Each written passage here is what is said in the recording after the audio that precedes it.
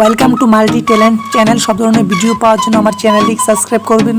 WhatsApp guys, it's me about সম্রাট Romeo. So guys, আপনারা সবাই কেমন আছেন? আশা করি খুব ভালো আছেন। সো গাইস, আমি বরাবর মতো চলে আসি একটা ভিডিও নিয়ে, mayonnaise ভিডিও নিয়ে। যারা যারা mayonnaise বানান এবং mayonnaise বানাতে থেকে ফেটে যায়, সেক্ষেত্রে আমি mayonnaise ভালো করার মতো টেকনিক দেখাবো। সবাই তো mayonnaise ফেলে দেওয়া সম্ভব না। সো গাইস, আপনারা দেখতে পাচ্ছেন আমার mayonnaise বাটা তেলটা। সো গাইস, এখন আমি ঠিক করার জন্য একটা ব্লেন্ডার নিয়ে নিয়েছি, একটা ডিম আর সাথে এটা এখন ব্লেন্ডার করবো। আমি আপনারা দেখতে পাচ্ছেন আমি কীভাবে ব্লেন্ডার করতেছি। সো গ্যাস, তেলটা ফেটে দেওয়ার জন্য, মানে mayonnaise ফেটে যাওয়ার জন্য আমি এখানে একটা ডিম ইউজ করতেছি এবং কিছুক্ষণ পর ভিনেগার ইউজ করবো। আপনারা দেখতে পাচ্ছেন আমি 2 টেবিল চামচ ভিনেগার ব্যবহার করবো। এর আগে আমি 2 চামচ ভিনেগার দিয়েছিলাম, বাট এটা ফেটে যাওয়ার জন্য আমি এটা ভালো করার জন্য ইউজ করতেছি। আর আপনারা যদি খুব ঘন করতে চান, সেই ক্ষেত্রে আপনারা 2টা ডিম ইউজ করতে পারেন। আমি একটা ডিম ইউজ করেছি। সো এটা ব্লেন্ডার করার পর আমি আস্তে আস্তে যে ফাটা mayonnaise আপনারা দেখেছি, mayonnaise আপনারা দেখতে পাচ্ছেন যে ফেটে যাওয়ার জন্য আমি এটা ঠিক করার জন্য ওইটা দিয়ে দেবো আস্তে আস্তে, অল্প অল্প করে।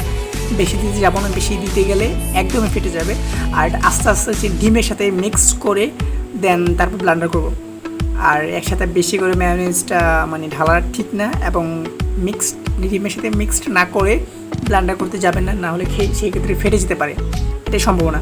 আর আপনার অবশ্যই ডিমের সাথে ডিম এবং যে আপনার যে মশলার যে লিকুইডটা বানাবেন, ওই লিকুইডটার সাথে আপনার তেলটা মিক্সড করে দেওয়ার পর দেন ব্লেন্ডার করবেন। আর তাহলে আর ফাটবে না আপনার mayonnaise। আর আপনার অবশ্যই তেলটা খুব মানে কম কম করে দিবেন, ধাপে ধাপে দিলে সেক্ষেত্রে আপনার mayonnaise ফাটার কোনো সম্ভাবনা থাকে না। কেন আমি ইচ্ছা করে একটা মিস্টেক করলাম, কেন আপনারা দেখতে পারেন আমি ভাবতেছিলাম যে অনেকেই mayonnaise বানাতে ফেটেছে, যারা প্রফেশনাল না, তাদের mayonnaise ফেটে যায়, তারা কী করবে? তাদের mayonnaise যেন না ফাটে আর ফাটা mayonnaise যেন ঠিক করতে পারে, তার জন্য আমি ইচ্ছা করে mayonnaise ফাটিয়ে আপনাকে দেখাচ্ছি, আপনাদেরকে যেন আপনারা শিখতে পারেন।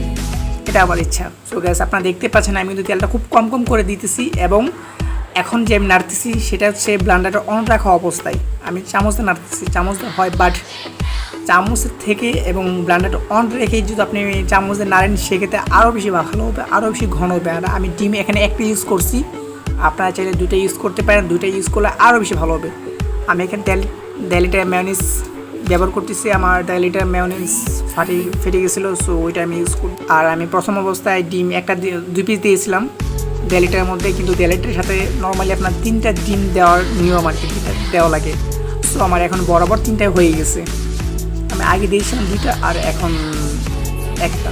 সো দেখতে পাচ্ছেন আমারটা কি ঘন হয়েছে। ঘন থাকার জন্য কিন্তু আমার ব্লেন্ডারটা ঘুরতেছে না, আমার হাত দিয়ে পড়া লাগতেছে।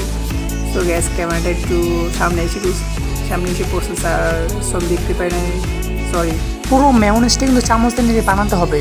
তো আপনারা কিন্তু আস্তে আস্তে নাড়বেন। বেশি দ্রুত করতে গেলে এটা ফেটে যাবে, এবং আস্তে আস্তে নেড়ে দেন তেলের সাথে mayonnaise যে আপনার যে mayonnaise হয়ে গেছে, ওই mayonnaise সাথে তেলটা মিক্স করে দেন ব্লেন্ডার করবেন পাশাপাশি। তারপর হচ্ছে জোরে জোরে নাড়বেন। আর প্রথম আস্তে আস্তে নাড়বেন, বেশি তাড়াহুড়ো করতে গেলে কিন্তু সেক্ষেত্রে ফেটে যায়। আপনার 1.5 লিটার mayonnaise বানাতে 15 মিনিট লাগে, 15 থেকে 17 মিনিট লাগে।